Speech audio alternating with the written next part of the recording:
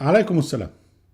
هذه الحلقة 120 من برنامجنا اللحظات القرآنية، وعنوانها رجس من عمل الشيطان.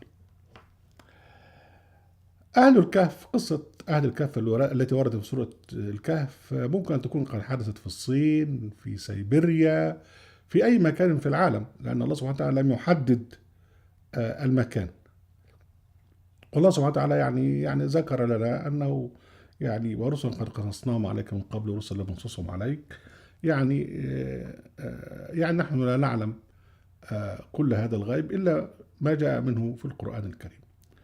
الله سبحانه وتعالى وصف فتية أهل الكهف فقال: إنهم فتية آمنوا بربهم وزدناهم هدى وربطنا على قلوبهم إذ قاموا فقالوا ربنا رب السماوات والأرض لن ندعو من دونه إلها لقد قلنا إذا شططا هؤلاء قومون اتخذوا من دونه آلهة لولا يأتون عليهم سلطان بين فمن أظلم من افترى على الله كذبا.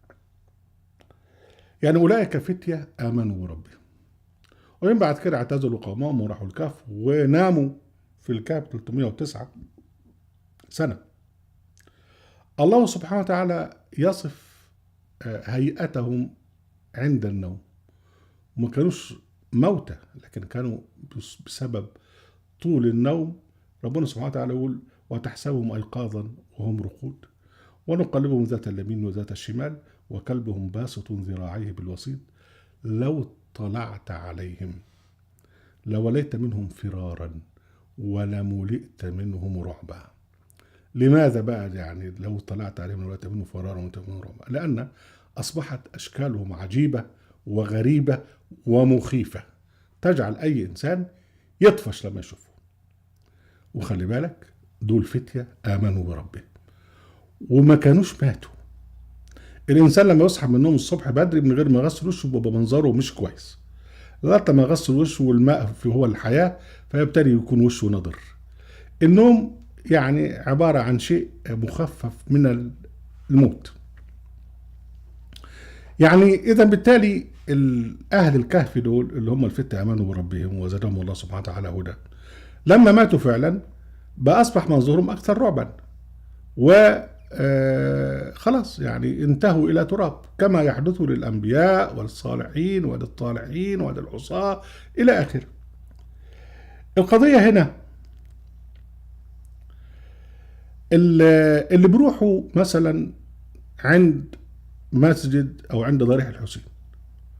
أولا ضريح الحسين ده معمول بيقولوا راسه، ويمكن نتعرض الموضوع ده بالتفصيل. هو لا راسه ولا رجله ولا أي حاجة، ده هو كله كلام كذب وأساطير الأولين، وهم معمول راس الحسين أكتر من ضريح، زي ما يكون الحسين بقى أبو الروس. لكن المهم نقول مثلا ضريح السيد البدوي أو ضريح الإمام الشافعي، اللي هم الناس فعلا ماتوا في نفس المكان.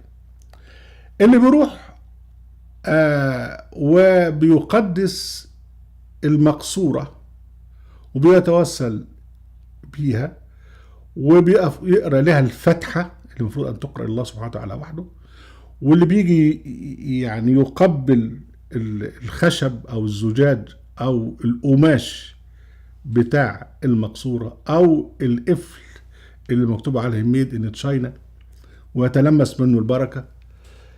بتعمل كده ليه يابا؟ يقول لك ده بركة. الله.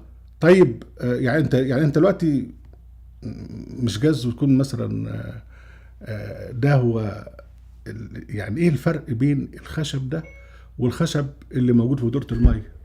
ايه الفرق اللي بين الزجاج ده والزجاج اللي موجود في الكنيسة؟ ايه الفرق بين القفل ده والقفل اللي موجود في الخزنة اللي في سكة الحديد؟ ايه الفرق بين كذا؟ ايه الفرق بين كذا؟ فيش فرق. هو نفس مواد البناء اللي بتنبني منها حظائر المواشي والقصور والأكواخ والأحياء العشوائية، هي نفس المواد ما بتختلفش. ايه اللي خلى دي مقدسة؟ ايه؟ طبعا ما يردش.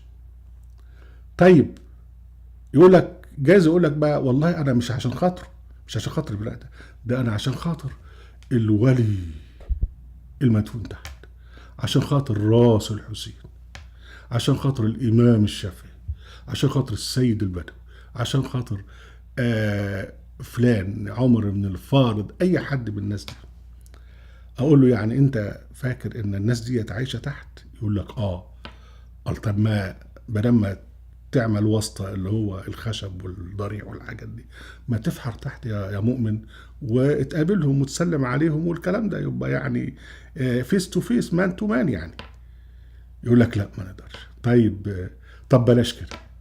طب تخيل بقى ان هو الامام الشافعي او السيد البدوي او ابو الحسن الشاذلي او العباس المرسي او اي حد من الناس دي راح طالع لك من القبر وقال لك تعالى لله لي يا حبيبي تعالى لي، هتعمل له ايه؟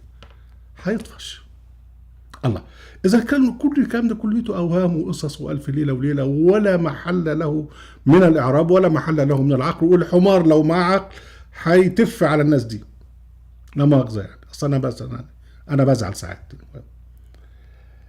ايه اللي بيخلي يقنع الناس دي واحنا بنتكلم كده يعني على بلايين البشر، مش بس الصوفية المسلمين او المحمديين والشيعة، لا ده الارثوذكس والبروتستانت وكل ناس لهم طبعا، والبوذيين كل ناس لهم، والهندوسيين حتى واللي بيعبدوا البقر.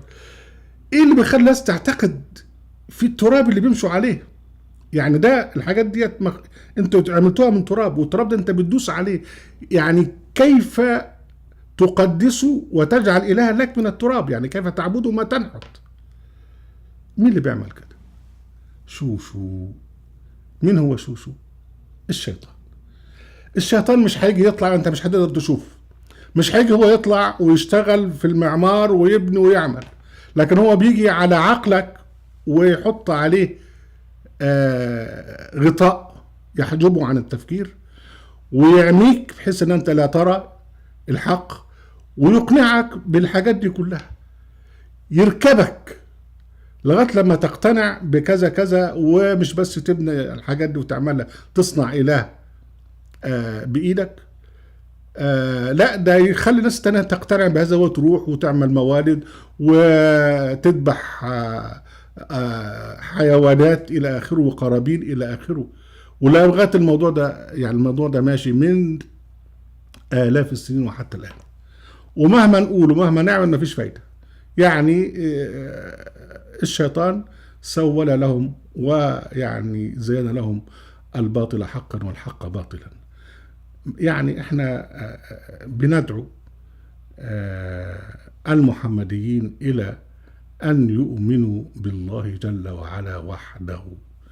أهلا بكم أحبتي في قناتنا أهل القرآن، وأدعوكم إلى الاشتراك فيها وإلى أن تقوموا بعمل شير ولايك لهذه الحلقات. وأهلا بكم في موقع أهل القرآن، وكل عام وأنتم بخير، وعليكم السلام.